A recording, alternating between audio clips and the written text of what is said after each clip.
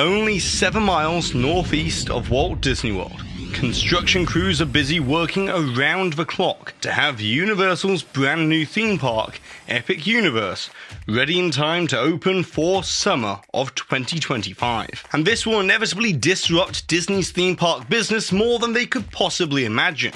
But not necessarily for the reason that many think, and we'll dive into all of that up next.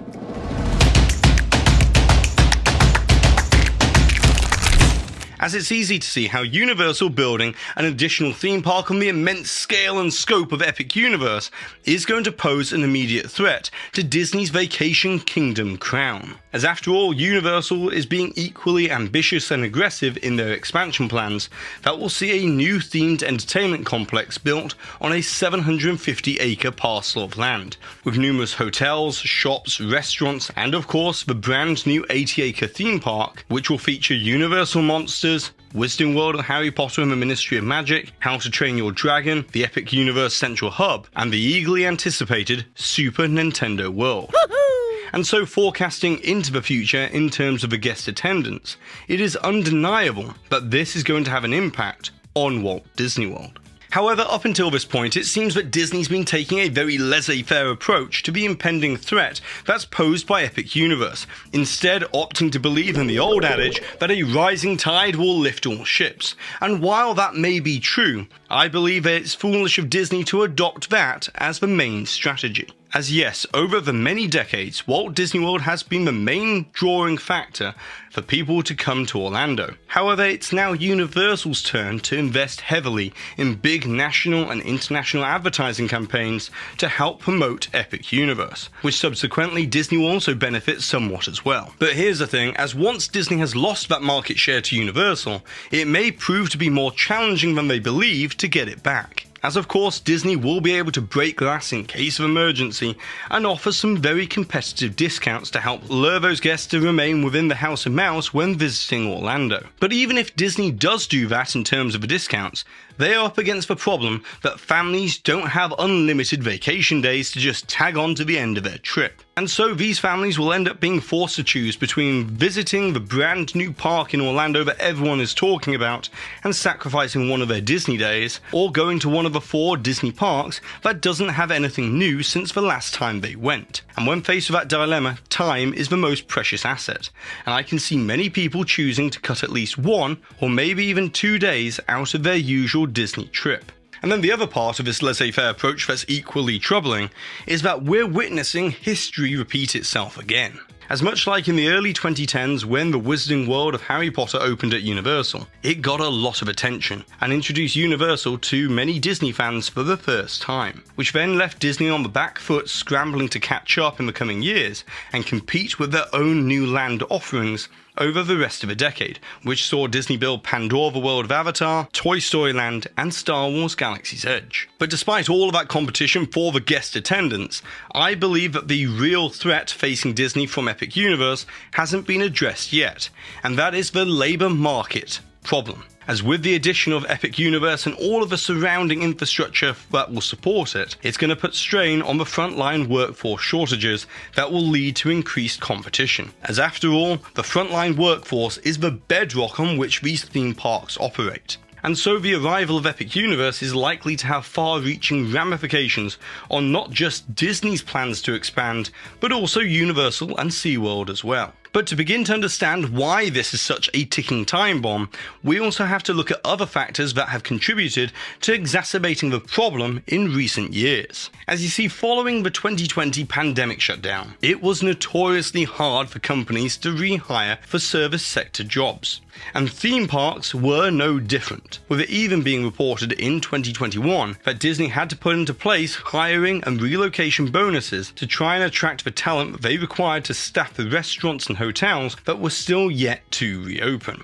which consequently led to restaurants remaining closed for longer than they had to and hotel housekeeping being scaled back as well. But this shortage of vital frontline cast member candidates has continued to have an effect on the core Disney park experience, as despite the Disney Park Pass reservation system initially being introduced as a way to control capacity for physical distancing during the pandemic, it has remained long after, much to the annoyance of many guests. And the reason why I believe that the Park Pass reservation system is still in place despite causing needless levels of hoops to jump through from a guest perspective and making the overall experience more complicated is because it enables Disney to be able to operate the Disney parks as efficiently as possible by only having the amount of cast members that they need to operate the park for the capacity expected on any given day. And so yes, trust me, I would love to see the Park Pass reservation system gone altogether. But it's also an essential tool for Disney with the impending threat of Epic Universe on the horizon. But then we come to the other major macro factor that's contributing to this ensuing labour market shortage, and that is the simple fact that it's become increasingly untenable to work at a theme park and also actually be able to afford to live in the Orlando area. As post-pandemic, the cost of Orlando housing has gone crazy, up 7% above the already increased national average, with the median house price now in the Orlando area reportedly being $425,000. And because of this increased pressure on the housing stock, it's also subsequently put strain on the rental market that so many cast members rely on, with the price of the rental accommodations skyrocketing as well, to the point where somebody working 40 hours a week, if they're lucky enough to get 40 hours that week, on a $15 an hour wage in the theme parks, is estimated to be spending more than half of their pre-tax income on rent alone each month. Which is a dire situation when you think about just how reliant these companies are on the frontline service sector workforce. And so with more of the workforce being priced out of the area, the competition's really going to heat up for the ones that remain. And at the time of this recording, Disney is currently negotiating with the Service Trades Council Union that represent the majority of frontline cast members over an increase to the hourly wage from $15 an hour, with Disney offering a $1 increase every year over the next 5 years. Whereas the union has argued that the wage needs an immediate increase to $18 an hour to keep pace with the cost of living in Orlando and rising inflation, to then hopefully prevent vast swathes of cast members falling beneath the poverty line. Therefore, having taken into account all of this for today, the impending opening of Epic Universe in 2025 is going to have some very important knock-on effects for the workforce, the theme park businesses, and yes, us, the guests. So, starting from a pure human perspective, hopefully the frontline workforce will be the biggest winners out of all of this,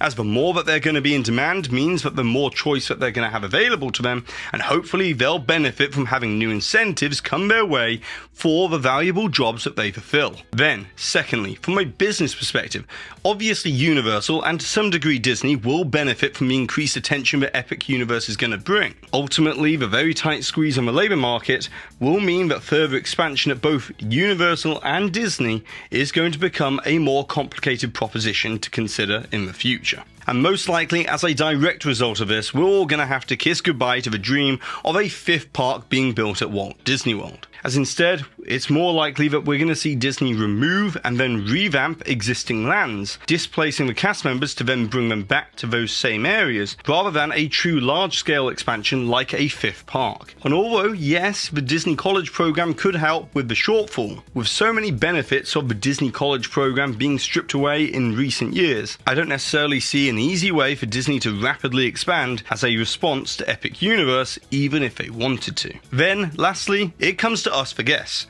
And we're definitely in a win scenario here, but we might also somewhat lose as well, as increased competition between Disney and Universal in the past decade has meant that we have lived through a kind of golden age of new attraction openings happening every single year at both Disney and Universal resorts. But with Epic Universe putting additional strain on the depleted labour market, I think it's possible that Disney and Universal will continue to look to automation where they can to rethink the core theme park experience, which might lead to more convenience, but it might also create more hoops for us to jump through, just like the Park Pass reservation system. But now it's over to you, the Waltoneers, as I would like to know what are your thoughts and opinions about this topic for today, and also what do you consider to be the real threat posed to Disney from Epic Universe? And if you've enjoyed this video for today, then give this video a massive thumbs up, check the other videos out on the channel, and with all of that being said, I've been Jack, you've been you, and I'll see you real soon.